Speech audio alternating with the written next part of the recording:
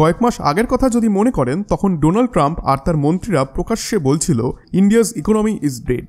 ভারত চাইলে রাশিয়ার সঙ্গে সমস্ত ডিল করুক, কিন্তু তাতে আমেরিকার কিচ্ছু আসে যায় না। এখানেই থামেনি, ট্রাম্পের বাণিজ্য মন্ত্রী তো আরও এক ধাপ এগিয়ে গিয়ে সরাসরি বলেছিল যে আমরা ভারতকে সরি বলাতে বাধ্য করাবো। ভারত নাকি একদিন ওয়াশিংটন ডিসিতে এসে বলবে যে আমরা আপনাদের শর্তেই ট্রেড ডিল করতে রাজি। কিন্তু আজ যা ঘটেছে সেটাকে আর সাধারণ কূটনৈতিক ঘটনা বলা যায় না। আজ যা হয়েছে সেটা কার্যত আমেরিকার হিউমিলিয়েশন, বিশেষ করে ডোনাল্ড ট্রাম্পের ক্ষেত্রে। আজ তার সে অহংকার এমনভাবে ভেঙেছে যে খোদ ট্রাম্প সমর্থকরাই বলছে ভারত এমন একটা আনথিঙ্কেবল মুভ করে দেখিয়েছে যেটা না চীন পেরেছে আর নাইবা প্রেসিডেন্ট শি জিনপিং পেরেছেন, যিনি সবসময় ট্রাম্পের সামনে গিয়ে কার্যত নতজানু হয়েছিলেন। কিন্তু ভারত ঠিক উল্টোটা করে সবাইকে চমকে দিয়েছে। এখন প্রশ্ন, হঠাৎ এমন কি হলো?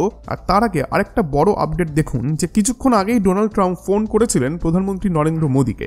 ফোনালাপের পর স্বয়ং প্রধানমন্ত্রী মোদী নিজেই জানিয়েছেন ট্রাম্পের সঙ্গে কি কি বিষয়ে কথা হয়েছে। এই আলোচনায় ছিল ভারত আমেরিকার দ্বিপাক্ষিক সম্পর্ক, ডিফেন্স কোঅপারেশন এবং সবথেকে গুরুত্বপূর্ণ ট্রেড। কিন্তু পুরো কথাবার্তার মূল ফোকাস ছিল একটাই, সেই ইন্ডিয়া ইউএস ট্রেড ডিল, যেটাতে ডোনাল্ড ট্রাম্প এই মুহূর্তে ডেসপারেটলি চাইছেন ভারতের সই।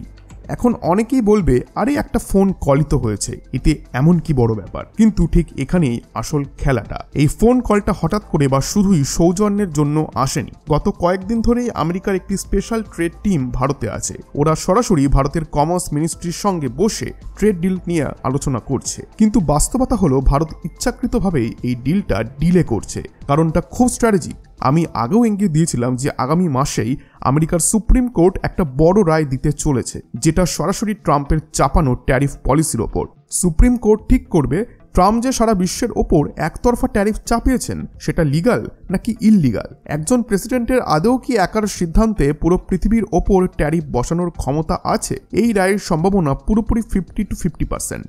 যদি আদালত বলে দেয় যে ট্রাম্পের এই ক্ষমতায় নেই, তাহলে ভারতের ওপর চাপানো সেই 50% ট্যারিফ আপনা থেকেই বাতিল হয়ে যাবে, আর তখন ভারতের আর ট্রাম্পের শর্তে কোনো ট্রেড ডিল করার প্রয়োজনই থাকবে না। এখন অনেক চালাক এটাও সাজেস্ট করবে এখনই না হয় ডিল সাইন করে নাও, 1 মাস পরে ট্যারিফ বাতিল হলে ডিলটাও ক্যান্সেল হয়ে যাবে। কিন্তু বাস্তবে জিওপলিটিক্স এভাবে চলে না। ডোনাল্ড ট্রাম্প মোটেও বোকা নন। ওনার খুব ভালো করে জানা আছে ভারতই এখন পৃথিবীর লাস্ট বিগ কান্ট্রি যার সঙ্গে এখনো আমেরিকার ট্রেড ডিল হয়নি। বাকি সবাইকেই তিনি কোনো না কোনোভাবে রাজি করিয়ে ফেলেছেন।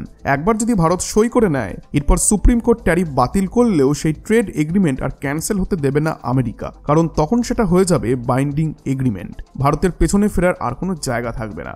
এই কারণেই ভারতের অবস্থান একদম ক্লিয়ার। প্রথম চেষ্টা থাকবে ট্রেড ডিল না হোক, যদি করতেই হয় তাহলে ইন্ডিয়াস টার্মসে। তাই আপাতত ভারত চুপচাপ অপেক্ষা করছে। যদি সুপ্রিম কোর্ট নিজেই ট্রাম্পের ট্যারিফ ভেঙে দেয় তাহলে ভারতকে আর বেশি কিছু করতে হবে না। কিন্তু ট্রাম্পের সমস্যা অন্য জায়গায়। গত কয়েকদিনে আমেরিকার স্পেশাল টিম বুঝে গেছে ভারত এখনই কোনো ডিল করতে রাজি নয়। এই কারণেই আজ ট্রাম্প নিজে ফোন করেছেন প্রধানমন্ত্রী মোদীকে।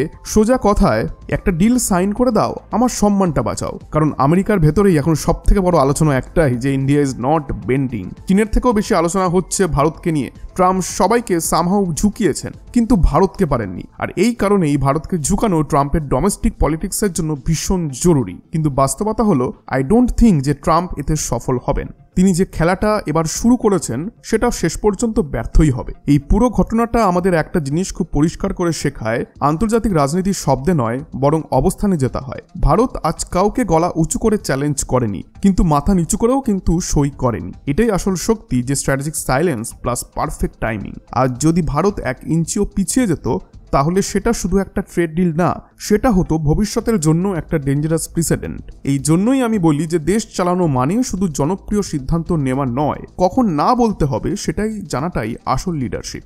আপনি যদি এমন অ্যানালাইসিস চান যেখানে খবরের পেছনের গেমটা পরিষ্কার করে দেখানো হয়, যেখানে নয়েজ না বরং লজিক থাকে, আর প্রোপাগান্ডা নয় বরং স্ট্র্যাটেজি বোঝা যায়, তাহলে আমাদের চ্যানেল রয়েস ফেয়ারকে এখনই সাবস্ক্রাইব করে ভিডিওটিকে একটি লাইক করুন আর আপনার মতামতটা কমেন্টে লিখে জানান। কারণ এখানে আমরা শুধু খবর বলি না, বরং আমরা বুঝিয়ে বলি যে কেন খবরটা গুরুত্বপূর্ণ।